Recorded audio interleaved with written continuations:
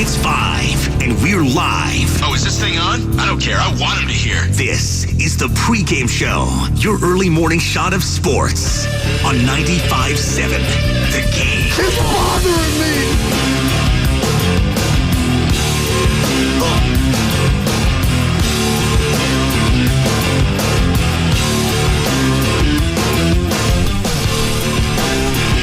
There's a lot bothering me. Goo. Is this Aiyuk and 49ers drama ever going to end? We got like 3 different updates yesterday, and none of them told me a damn thing about when it's ending, how it's ending. I give up. I don't know. I don't know what to tell you. Brandon Aiyuk. Hey, real quick. Stop me if you've heard this before. Brandon Aiyuk may be a 49er next year, but he also might not be. There you go. That's my show today. Have a good one, everyone. I'm out. See ya.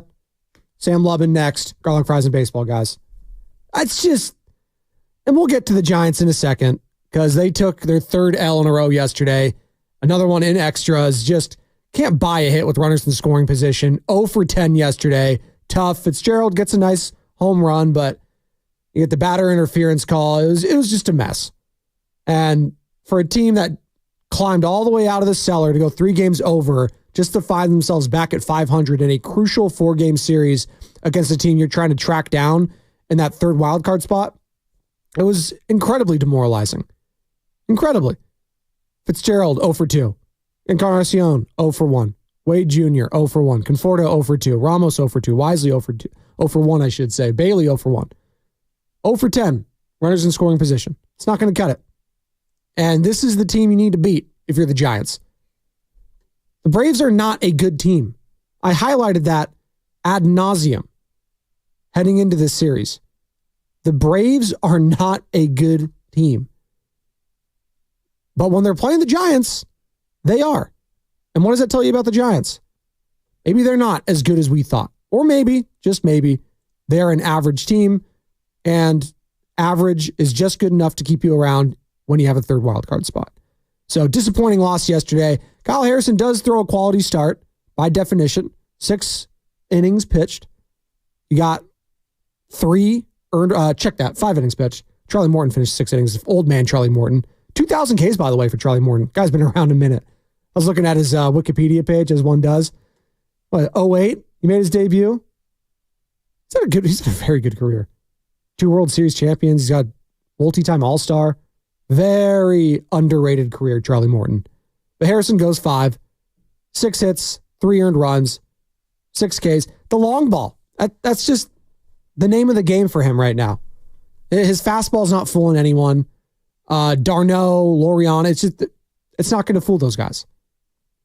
And he gave me Jesus Luzardo vibes early on in his career when he gives up that long ball. And if you remember Jesus Luzardo, he was the highly touted prospect at one time with the Oakland A's. Stop me if you heard that before. Highly touted prospect with the Oakland A's, no longer an Oakland A.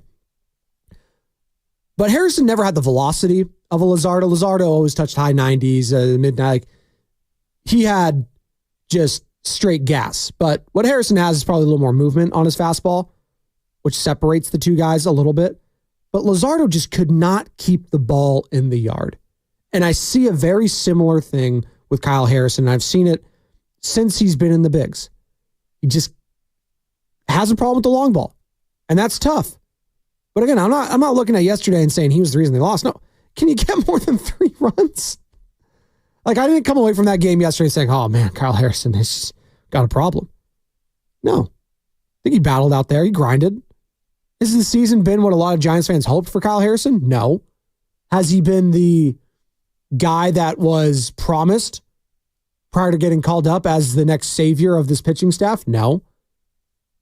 And I do think that's been, kind of pushed aside a little bit because you've had a tremendous season from Logan Webb. You've had a tremendous couple months now with Blake Snell. Robbie Ray has been really good since coming back.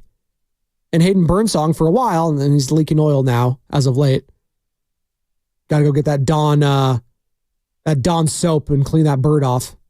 Like those, all those ducks in those commercials. It always gets me. I don't know what it is. It's just like, I want to watch that little duck too. I'm going to save him. Maybe Birdsong needs a dawn bath. Probably not good for the skin though. But Birdsong's been solid for most of the year. And I didn't know what you were going to get for. I've never even heard of the guy before coming into this season. And I think you can say that for Tyler Fitzgerald too. Never, like, who? The guy's just hitting 12, 13 jacks, whatever he's at now. It's been unbelievable. But having said all that, going up 3 games over only to fall back to 500 is just emblematic of what this team is going to be like the rest of the season. It's going to feel like 1 step forward, 2 steps back. You're going to be in this vortex, if you will, of mediocrity. And it's very difficult to get past that sometimes. The Giants have just been in this vortex of mediocrity the last couple seasons. And they just need to take that next step. And it's frustrating when you have Blake Snell and Logan Webb, who are the 2 best, that's the best pitching tandem in baseball. You can say whoever you want, that's fine. I'm taking those guys in a do or die game right now. But I can't even get to that situation, which is frustrating. And I'm sure a lot of teams might feel like that. I feel like maybe a lot of teams feel like they're just snake bit and they just can't. But again, I'll go to the Braves. They've been struggling mightily entering this series. This was a massive series for them as well, on the road. And they haven't been able to manufacture runs. And this is a difficult ballpark to manufacture runs in. But they have gotten the hits and gotten the runs that they have needed. Jorge Soler thought he hit a jack yesterday, just came up just short. Ramon Laureano, yeah, he made a boneheaded decision last week, but hit a huge home run yesterday. Matt Olson, it's only a matter of time. I think he's going to get a jack this series. It's just what he does. He'll probably have a splash hit. By the way, I don't like how they only count the Giants splash hits. Count everyone's. I get it. It's the hometown. Come on. It makes it more fun that way. How many splash hits all time there? So 888-957-9570. Giants fans, I just need to know the psyche after these first 2 games. Season's not over. It's August 14th. But damn, it feels like a huge opportunity has been squandered already, which sucks. But, and here's a big but, shout out Kim K. All the other teams around you struggling just as much. New York Mets lost 4 straight now. Yeah, the Oakland A's just making Citi Field look like Shea Stadium, am I right? Shea Langoliers season, baby. I think he's had 8 consecutive at-bats, all with a base hit at least. It's just kind of the tear he's on right now. And if you remember, Shea Langoliers was part of that Sean Murphy trade that sent the former A's catcher to Atlanta. Langoliers was the big piece of that trade coming back. So catcher for catcher there. And Sean Murphy's been kind of a disappointment in Atlanta. Langoliers, pretty good for the A's. You can look at the average and say, 220, he's got the pop. Probably going to finish with close to 30 jacks this year. He's elite defensively. He's been great. And yeah, how could I mention an A's win and not? Come on. What's the matter? Come on. What are you doing? Cool in the gang, baby. Gonna enjoy this the next month or so that we've got it. We ain't playing this in Sacramento. Hell no. You know, I do hope the Oakland Roots adopt this, though, when they start playing at the Coliseum next year. That would make me happy. That would make me very happy. And I'm going to be going to a boatload of Oakland Roots games as they have been announced as the team that's going to play in the Coliseum next season after the A's go to Sacramento. So there you go. The A's get the dub over the New York Mets. Paul Blackburn, former A, gets knocked around early in that one. And he'd actually been pretty solid for the Mets prior to that start. I think he had 2 wins in a row. He had 2 quality starts, but got away from him yesterday. And then you look at the Cardinals, who are right there with the Giants. They're 60-60. 3 straight losses. And now the Reds all of a sudden, 3 straight wins. They're only a game behind the Giants. So there's still a lot of jumble to be played here, but I saw this stat, and maybe this isn't really a stat, it's just where things are. The 3 best teams since the All-Star break. Number 1, the Arizona Diamondbacks at 19-15. Number 1. 19-5. I don't know why I said 15. I was like, that's not that great. So Diamondbacks at 19-5 heading out of the All-Star break. Number 2. So we're supposed to do the number 2 button. Number 3. No, that's not. That was not what I did. It's all right. We'll workshop it. I got fat fingers. I'm going to use my thumb. It's all right. Padres at 18-4. And it's just... Number 3. Thank you. And then the Dodgers at 15-8. So the 3 best teams since the All-Star break are all in your division. It's just... Them the breaks. It is what it is. That's what my teacher always used to say to me when I complained about a letter grade that I wasn't agreeing. It is what it is, Mr. Spadoni. Well, it is what it is, San Francisco Giants fans. Not only have you been scuffling as of late, the other teams in your division and who are directly in front of you in the NL wildcard are just not losing. So Padres, 9-1 in their last 10. Diamondbacks, 9-1 in their last 10. Dodgers, 8-2 in their last 10. Winners of 5 straight. Diamondbacks, winners of 5 straight. Padres already took their series against Pittsburgh. It's tough, man. But here's Logan Webb. All-star this season, just consistent as hell. So much respect for what that guy does each and every time he gets on the mound. He's a grinder. Also a big Raider fan. We'll get into that in a second because Logan Webb joined Sam Lubman for a Garlic Fries and Baseball Guys podcast. Cannot wait to listen to some of this because here's what Logan Webb had to say when he sat down with one Sam Lubman. And you can find this entire interview and this podcast wherever you find your podcasts. Download the Odyssey app, find it there. That's free. Go on. Is it on YouTube too, Sammy? Yep. Thumbs down. Check that. Don't go to YouTube. Just don't even do that at all. Unless you want to see this beautiful face, in which case we are streaming all day long. Search 95.7 The Game, like, subscribe there. Also follow us on Twitter, Twitch. Give me a follow at Spadoni_Joe. And there you go. Logan Webb on why he thinks this team won't fade down the stretch. I would say one thing that's different is we have 5 starters, whereas last year we had 2 starters. Yeah. I think that's when you have a consistent group going out there every time, I think that's a huge thing. But, yeah, I mean, we're just going to keep going, keep grinding every time. It's not like we tried to do that last year. I think we kind of ran into I think it was in the beginning of August where we actually started the skid. So I think that year there were some winnable games at the end of July and beginning of August that we didn't win. And then we faced a gauntlet of teams. I remember we faced the Braves a couple times, and I mean that team was, I was seeing the best team in baseball last year. So, we played some good teams in August that just kind of kicked our butts. But other than that, I mean, that's baseball sometimes. It's a game of ups and downs. And that's what makes it so frustrating for fans. It's a very difficult sport, as we've all learned the last couple seasons covering this Giants team. It's a very difficult sport to not try to have a hot take, to try to be even keel, having a solid analysis every single day. As Logan said, not getting too up, not getting too down. Just feel like Aaron Rodgers, well, old Aaron Rodgers, RELAX, relax. That's kind of how you feel. RELAX, relax. But I think Giants fans have been relaxed for the last 10 years because that's the last time they've won a World Series. And I don't like telling any fan base to relax. I'm not that kind of fan. I don't fan that way. You have passion, you have anger, you have frustration. I want to hear from you. 888-957-9570. Logan, he's a soft-spoken guy, but he gets pissed off. Absolutely. Think he's happy about this losing streak right now? No. Absolutely not. But he also understands it's going to be, a process to go back to Sam Hinkie in Philadelphia.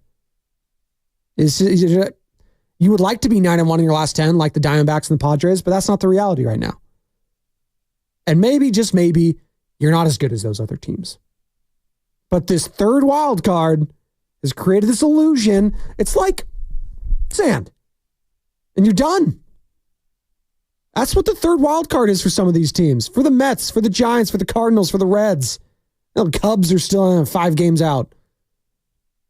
It's a mirage. You're going to be dehydrated by the end. Gasping for water. I know you say gasping for air, but you know what I mean. Parched.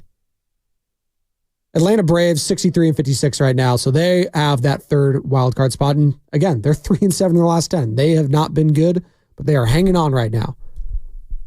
And they still have one of the few plus run differentials in the National League. Mets at plus 15, so they're almost at, dead even. The Giants are still in the negative column there. The Cardinals are in the negative column there. The Reds are kind of the outlier. They're a plus 50, and they're under 500. And they don't really got the pitching. But again, they've won 3 in a row. So we'll see. Logan, how's the changeup feeling, man? It's a pitch I've leaned on a lot over the past couple of years, and just didn't have a really good feel for it. And I was working real hard in bullpens and worked with pitching coaches, and just trying to get a feel for it, and kind of got it the last couple starts. It's still work in progress, right? You're always just trying to get better with it, but yeah, I feel good throwing it right now. From the Xfinity Mobile text line 415, and I appreciate you chiming in. Hit us up at 888-957-9570, call or text. It was fool's gold when they were beating subpar teams last 2 weeks. Fool's gold. It's a little strong to say fool's gold because part of being a good team is beating the bad teams. So you have to start somewhere. And the Giants, prior to this little run that they've been on, prior to this little skid, had not been beating the bad teams. They were just losing to everyone. So you need to start somewhere. And I'm not going to, poke fun at them for that. But starting out the All-Star break and, losing that series in Colorado hurt. Absolutely. Did not set a good tone. But since July 26th, where they swept the Rockies in 4 games, they've been a good team. But again, to your point, 415, Rockies split against the A's. Take the series against the Reds in Cincinnati. Take the series against the Nationals in Washington, D.C. Take the series at home against the Tigers. Not great teams. But again, they had to start somewhere. And this was going to be the litmus test against this Brave squad that have been struggling, that has been a good team throughout the last couple of years. They're not great this year because they're missing their great players. Spencer Strider, when he is on, might be the best pitcher in baseball. Ronald Acuna Jr., when he is on, best player in baseball.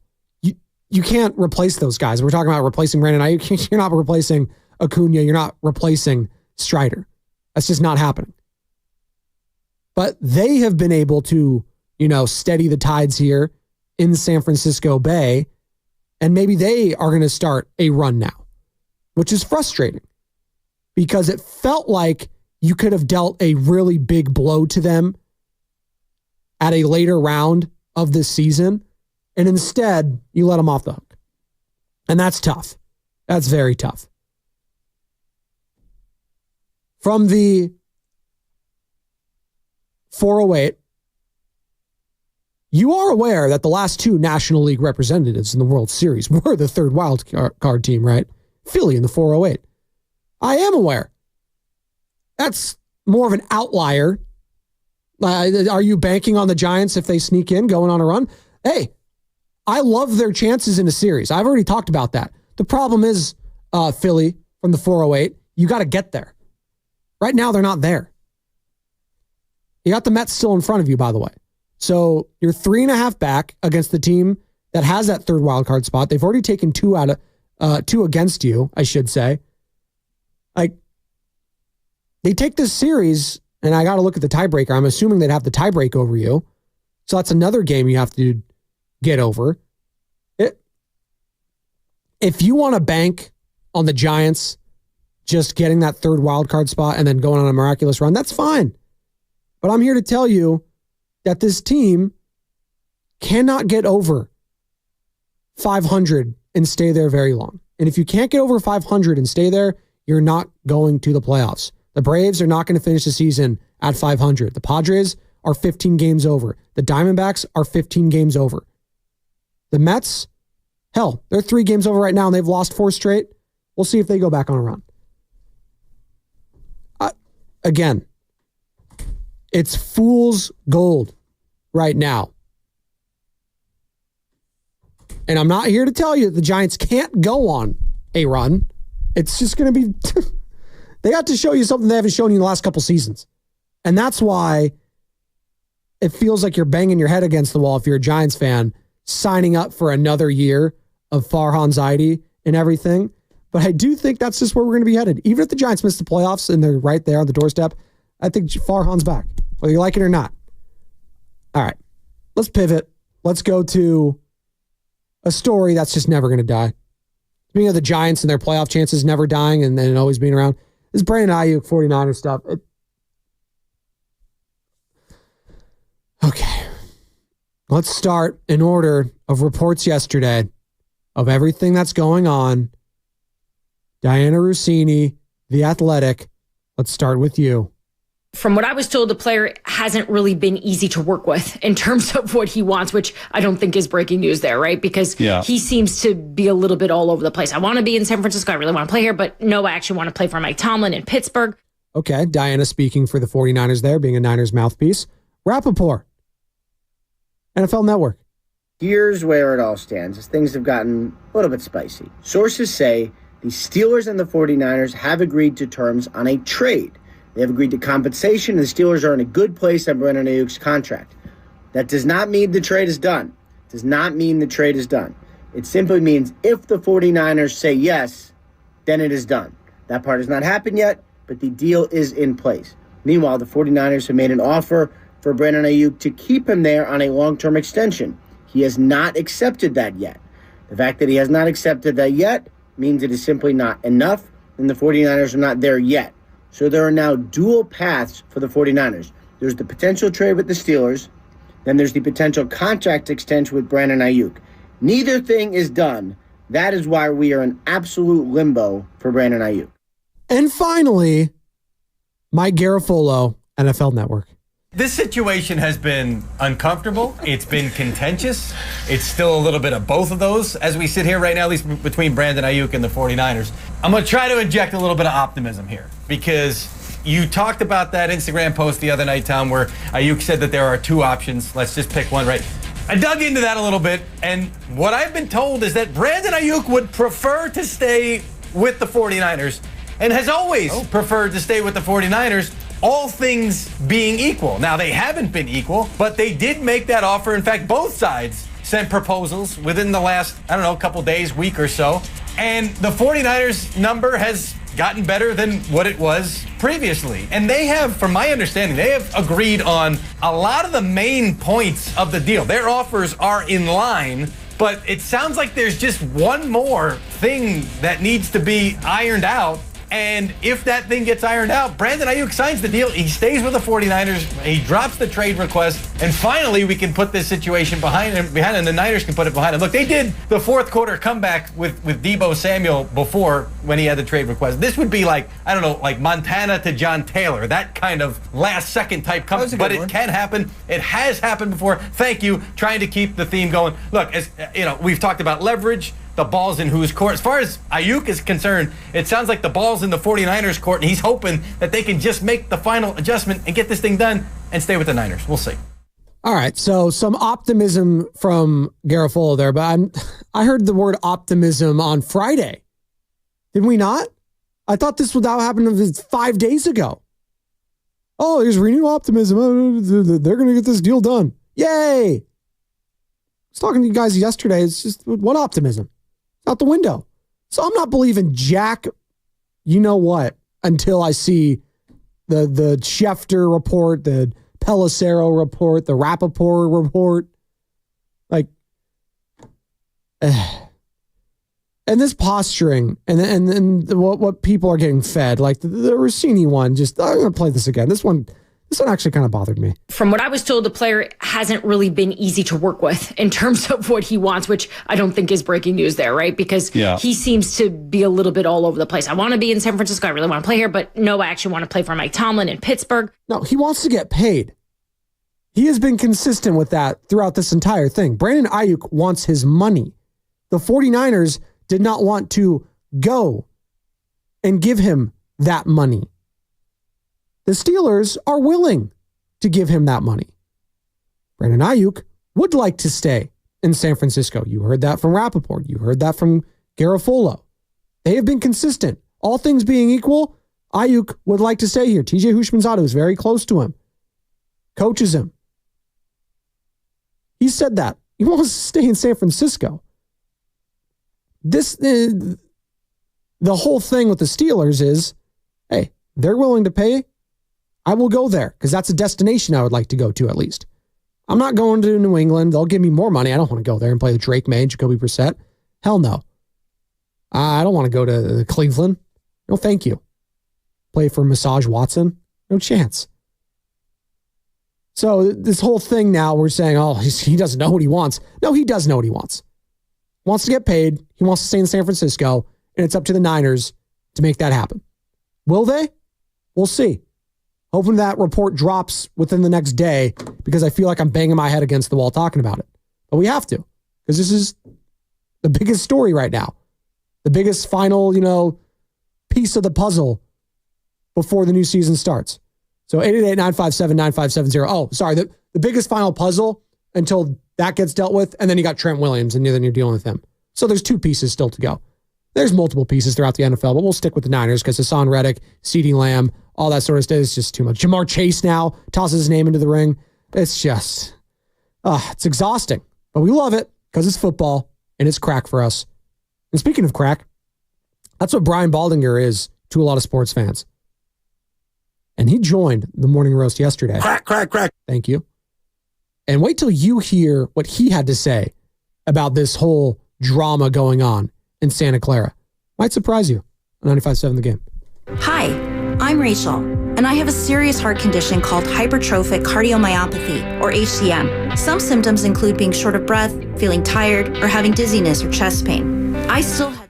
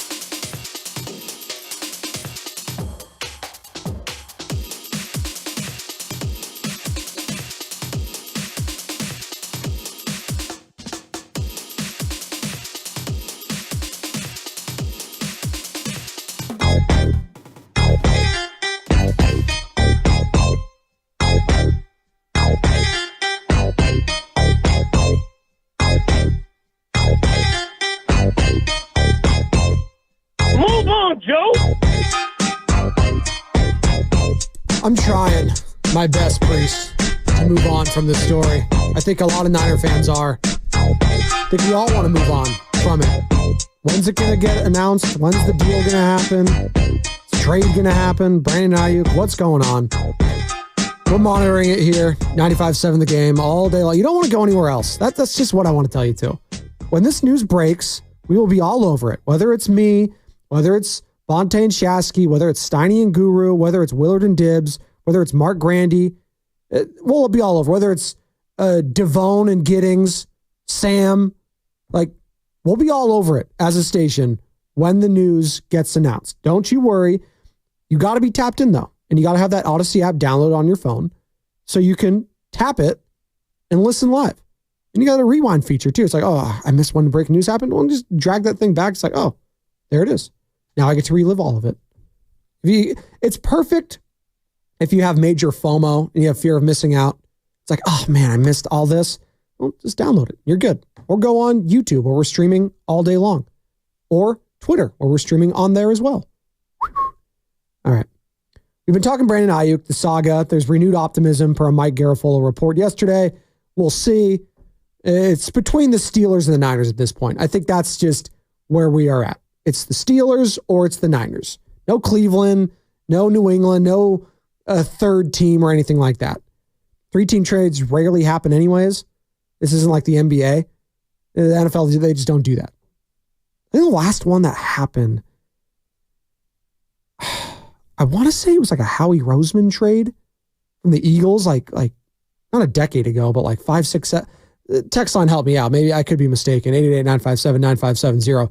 3-team trades this century. We're not going to Herschel Walker or any of that crap. 3-team trades in the NFL that happened this century. I would love to know some of them. But Brian Baldinger, who joins us every week throughout the football season, and we're starting now because it is football time, and we love some Baldy. NFL Network, former NFL offensive lineman. Baldy is the best. And he's going to be in studio next Thursday, by the way. Can't wait for that. Brian Baldinger on these holdouts and whether or not they have been a major distraction for the San Francisco 49ers team. For anybody to say this isn't a distraction is crazy. It is. It's all everybody's talking about with this team right now is those two players not there. And they're great players. And the 49ers have rewarded great players. They just have, under the John Lynch, Kyle Shanahan regime, they've rewarded every great player. Aiyuk is next up. Trent's like at the very end. He's like, okay, I just saw Penei Sewell. I just saw all these guys get rewarded this year. I'm way down the list right now. Let's just put me where I belong. A major distraction. And you have to wonder, even if they re-sign Aiyuk and Williams, and there'll be a day. We'll talk ourselves into it because we're fans. Oh, we got a month left to go. We're fine. Everything's fine. He'll get into game shape. This is Trent Williams. This is Brandon Aiyuk. Everything's fine. You have to think, though, deep down, there's going to be some sort of ramifications from all this, right? There just always is. Nick Bosa last year, and I get it, that was way closer to the wire than what's going on now. And we'll see. Maybe Aiyuk does hold out until that long. I'd hope not. But you saw it with Nick Bosa last year, coming off a DPOY season. Not to say that he was going to go back-to-back DPOY. It's very difficult to do that. But he even mentioned that falling out of that shape can be detrimental. Here's Baldy talking about the 49ers falling behind potentially with no joint practices because they're so damn banged up. You got to get some timing before you start the season. You know, they get the Jets week 1. The Jets are having joint practices. I'm not saying the Jets are going to be ahead of the 49ers or behind them. I know, obviously, you played week 1, but the Jets had a scrimmage last week against Washington. They have one this week against Carolina, next week against the Giants. I mean, they're getting their work in. And, you know, a lot of the guys, I mean, look, Aaron Rodgers didn't play, Garrett Wilson didn't play. But they feel like the scrimmages and the joint practices where these guys are going to get their work and their timing in. And so they're getting a lot of that. And if the 49ers aren't, you just got to wonder, like, is one team going to be a little further ahead than the other to start the season? And that Jets defense is ferocious, and it was one of the best in the football last year. I don't care how awful the offense was.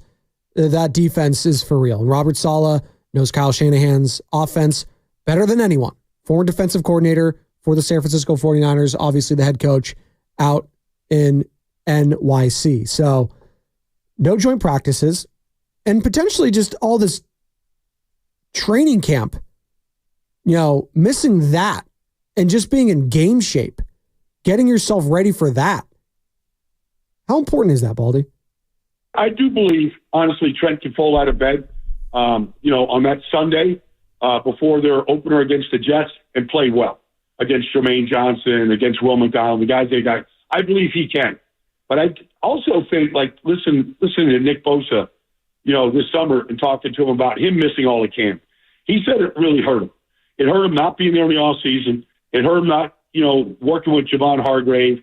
It hurt him from, just a preparation standpoint. Okay, he signed the deal on Friday, had 3 sacks against the Steelers, but he didn't have his great season. Yeah. And so he fell out of bed and he went out there and he balled out against, the Steelers that day. And but I don't think he had a great season. I don't think he thinks he thought he had a great season. Camp's important. It's just you got to get your body ready. And again, the more time he misses from that, how much is it going to linger in the early start of the season? Is he going to be ready for week 1? If he's ready for week 1, is he on a limited snap count? There is a trickle-down effect here. That is going to affect actual games. And once a loss happens, then you start saying, okay, was it all worth it? If it's just one loss, okay, you can live with it. But if it lingers throughout the year and the performances aren't adding up, coming off a second-team All-Pro season, coming off a first-team All-Pro season for Trent Williams, that's when it's difficult as a fan, as a member of the team, to swallow that. But again, Nick Bosa missed last year. They're most of the training camp, and they were in the Super Bowl. So maybe they'll just be back in the Super Bowl. Who knows? Hey, the team is still stacked. They got Brock Purdy. They got the boy chin wonder out there. They got Kyle Shanahan. Who doesn't want Kyle Shanahan as their head coach? Basically, every other team wants him, unless you're the Kansas City Chiefs or the Rams. All right. One more from Baldy here on why Brandon Aiyuk is irreplaceable. You lose Brandon Aiyuk, okay, you're going to put Danny Gray out there?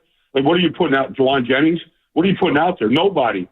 There's nobody they're going to get that can run a route like Brandon Aiyuk. There's probably nobody they're going to get that blocks like he does. They don't beat Detroit without that catch down the middle of the field. They simply don't make that comeback. That triggered the whole thing. That catch off the safety in that play. There's a reason why he's holding out. He thinks he's a pure number one, and he is. He's a real number one wide receiver. And they love to attack the middle of the field. That's their offense. That's where the ball wants to go. And if you're going to attack the middle of the field, you better have some fearless players. Not everybody is as fearless as Debo and Aiyuk going across the middle. That's Brian Baldinger saying that.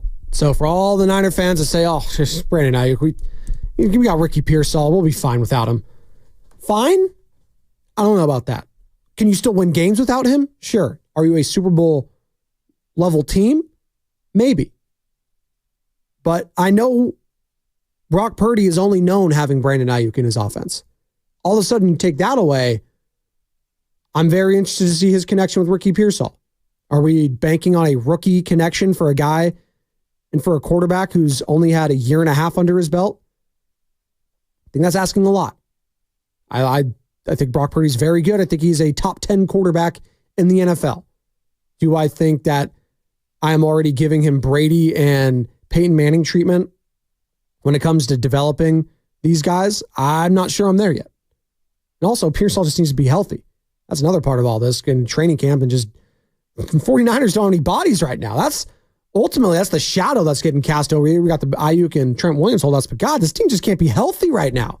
And if we're not healthy, then what are we even talking about here? You damn sure ain't going to the Super Bowl. You might even make it to the playoffs. You need the bodies, man. All right. We're up against it. One more break. More of your calls, more of your texts. This Brandon Aiyuk situation, how's it going to end? Where are we at? Is it the Steelers? Is it the Niners? What's going on, Niners fans? How are we feeling? Good morning to all you lovely people just getting off work, getting ready for work, getting ready for school. It is school week. We're back to school, baby. Oh, man. It's been a whirlwind of a week with my little guy, but he's doing a good job. Proud of him. It's just, I'm going to have to do this 3, 4, 5, 6 more times. Just elementary school, middle school, high school. If he goes to college, then he goes out of college. I need to stay with you, mom and dad. Oh, God. That's just. But it's called being a parent. Wouldn't trade it for anything. It's the best. I also wouldn't trade talking about any of these Bay Area teams right now because they all are just in fascinating spots. The Niners trying to win a Super Bowl. The Giants trying to get out of mediocrity. The Warriors trying to hang on to the remnants of a dynasty. Where else would you rather be than 95.7 The Game talking Bay Area sports? Let's go. Ready to take your business to the next level? In today's fast-paced marketing world, staying ahead isn't just an option, it's essential. That's where scale marketing comes in. We don't just help you compete, we make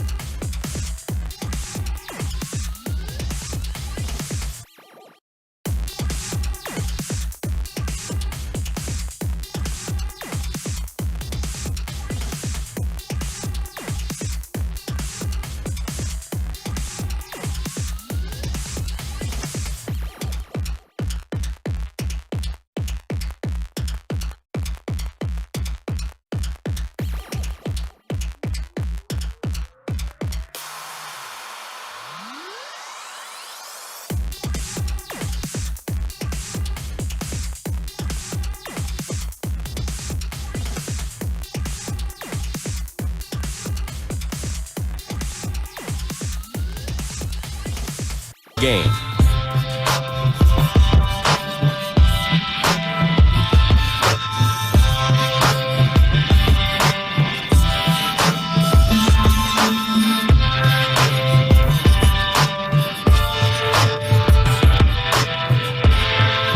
Thanks, Tim.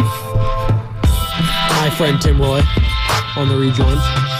One more segment here on the pregame show, Joe Spadoni, before handing it off to Vontae Hill and Jay Shasky of the Morning Roast.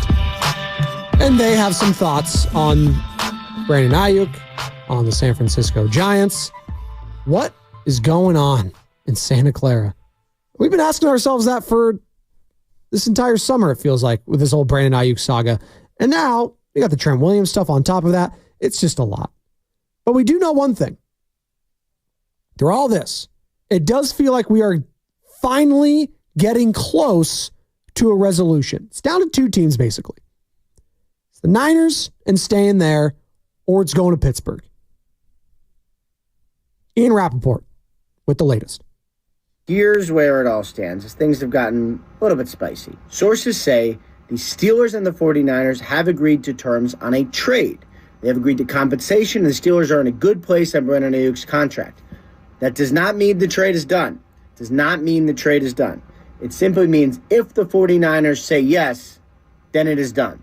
That part has not happened yet, but the deal is in place. Meanwhile, the 49ers have made an offer for Brandon Aiyuk to keep him there on a long-term extension. He has not accepted that yet. The fact that he has not accepted that yet means it is simply not enough, and the 49ers are not there yet. So there are now dual paths for the 49ers. There's the potential trade with the Steelers, then there's the potential contract extension with Brandon Aiyuk. Neither thing is done. That is why we are in absolute limbo for Brandon Aiyuk. And here's Matt Barrows yesterday, covers the team for The Athletic, very tapped in, joined the Morning Roast. Find that entire interview on the Odyssey app. It was via the River Islands guest line, of course, as all guests appear on the River Islands guest line. Matt Barrows, Morning Roast yesterday, on the 49ers wanting to keep Aiyuk. Part of me has thought that the 49ers don't want to deal him at all, and that they're sort of slow playing this, manipulating it from their end. They do have the control. He's under contract, and they can force the issue if they want to. Now, I say that, and at the same time, they probably would have accepted the Browns deal had Aiyuk wanted to go to Cleveland. He didn't. They probably would have accepted the Patriots deal had Aiyuk wanted to go to New England. He didn't. And maybe they knew that. That's always been in the back of my mind that, the 49ers don't want to trade Aiyuk. They want him here. They're acquiescing to his trade demands, but in a way that kind of shows him, okay, these are your choices.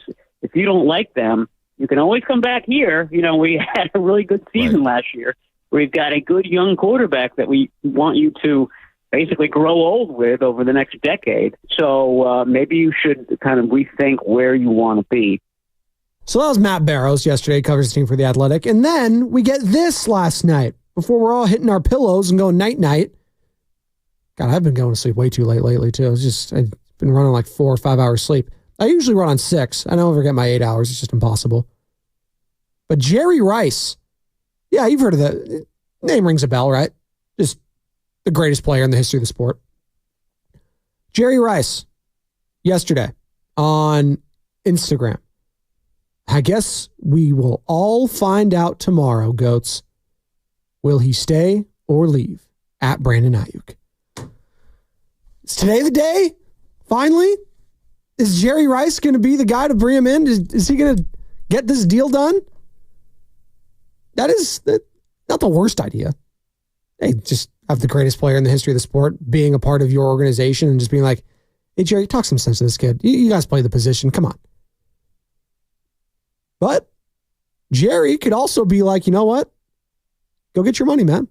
Jerry could say, I don't know if he goes into that situation and they talk to each other and he just comes out and says, hey, you need to stay here no matter what. No. A lot of these players and big time players, like, they want what's best for that player in that situation. Now, I think Jerry thinks both can be true. I think this is the best situation for Brandon Aiyuk staying with the 49ers. But will he get what he wants, ultimately? If he doesn't get what he wants, then he's going to go. But it feels like we are very close to a resolution finally. And when we get it, we will break the news all day long right here, 95.7 The Game. We'll be locked and loaded. Trust me. We're not going anywhere, baby. We're not. All right.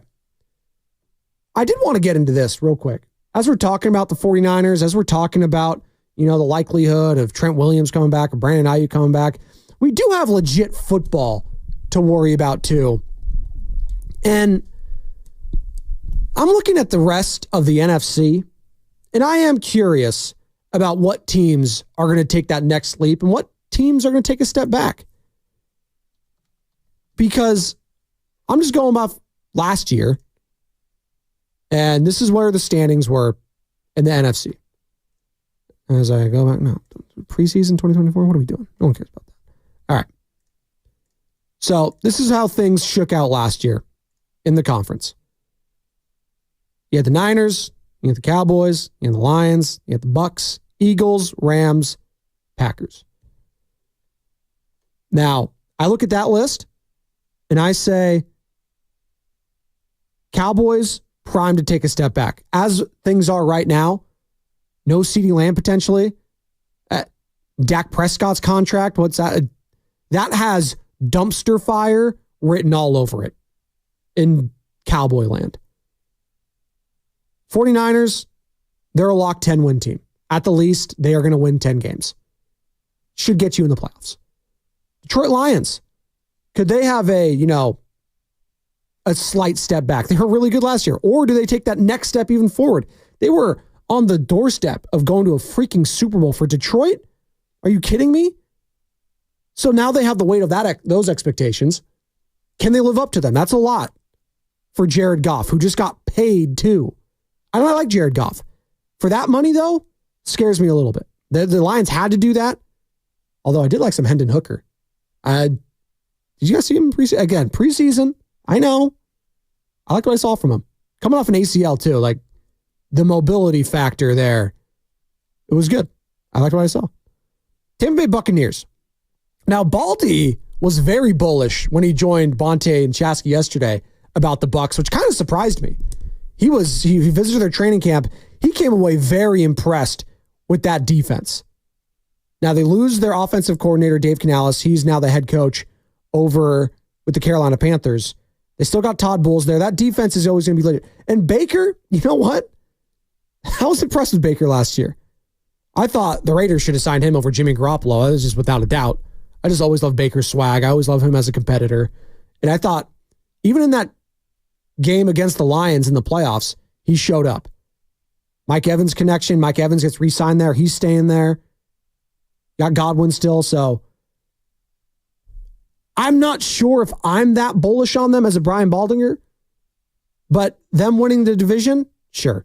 I mean, it's the Saints, the Falcons. I don't trust the Falcons. Anytime you have two quarterbacks, that whole Penix Cousins thing, I don't know how that's going to work out. I'm still reeling from that draft night. Being like, what did they just do? They just took Penix when they just gave Kirk Cousins all them. Very odd. And then you got the Saints. Derek Carr, Dennis Allen. That's never worked in the history of ever. So why would it work now? Then the Eagles, with all the moves they've made. I really like the Eagles this year. I like Saquon, like Hurts, like A.J. Brown, like Cooper DeJean, their young rookie that they got. They just activated him out of Iowa. Eagles are going to be that other team that is going to be lingering. And in week one, when they play the Green Bay Packers, they might be flexing a little bit down in Brazil. The Packers, I need to wait and see. I like Jordan Love, highest paid quarterback in NFL history. I got to see a little bit more, though. If you can say Spadoni last year wasn't a fluke, anything like that, I'm not saying it was. I'm saying I just want to see more. That's all I'm going to say. Let me see more from the Green Bay Packers. It's a very stacked division. Very stacked. NFC North is going to be a bloodbath. And now they got Sam Darnold probably starting for the Vikings. So I'm sure all those other teams, the Bears, the Lions, and the Packers are looking at that being like, oh, God, we're going to feast on Minnesota this year. J.J. McCarthy, torn meniscus, that's tough. That's tough. Never want to start your career out like that. Just ask a guy who's very familiar with that locally, different sport, different player, James Wiseman. Meniscus injuries early on, not good. Here's Baldy. Final one before I toss it over to Vontae and Joe Shasky. And I was waxing poetically about this guy yesterday in this team. I think the Chicago Bears could be a playoff team this year. Baldy, what say you? Well, they played a tough division. I mean, I feel like the Packers and the Lions got better this offseason. The Packers got better just by changing their defensive coordinator. That guy could coach. Anybody that's been out to Green Bay this summer, those young wide receiver, Romeo Doubs, Wicks, like these guys, Jaden Reed, these guys are legit. And the quarterback is. And you look at what Detroit has done, they got better. Yep. So the division's tough. But I saw Caleb in his receivers at the Hall of Fame game. I watched the game the other day. Like, he was as advertised. You know, now, look, it's a small sample. They turn the ball over. He makes the flip to DeAndre Swift on his screen. Like, you start thinking about, that's another Mahomes here. He pulls it down on third down and protects the ball. He scrambles for first. Like, he made a lot of really big-time throws. So, look, I mean, it's a very good team around him. So he's got a chance. They've got a chance, for sure. You know what else has a chance to be really special? The Morning Roast, and this iteration of it next on 95.7 The Game. You're listening to 95.7 The Game, KGMZ.